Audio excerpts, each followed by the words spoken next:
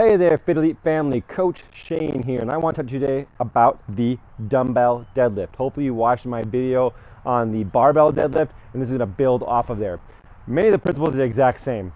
My position of my feet, how I set up, what's important is keeping that back nice and flat, and engaging my posterior chain when I do that.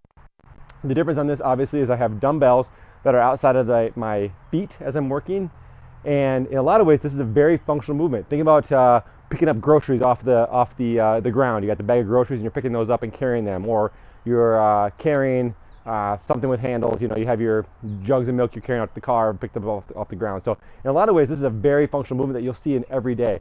So think about how we're moving, and obviously if you're in the parking lot picking something up, it may not be exactly to a T laying down your form and getting your bracing in, but I want you to be aware of those things so that when it is you can move well with that.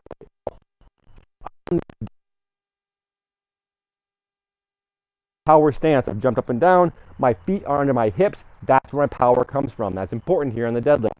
As I have the dumbbells outside of my feet, I have my power stance, a very similar concept. I'm going to shoot my hips down, grab those dumbbells, now I have a bracing. You'll notice on the dumbbell, I angle them slightly. That's because otherwise I'm in this really crouched position.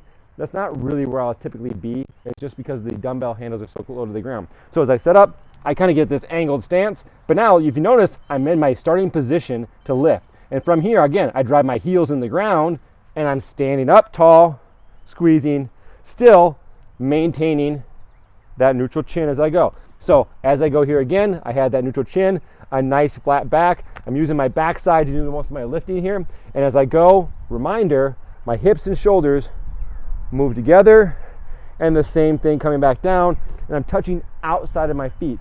Again, that power position, the bracing of the core, and keeping my back nice and flat, and that neutral chin keeps it in a really good position as I'm doing my dumbbell deadlifts.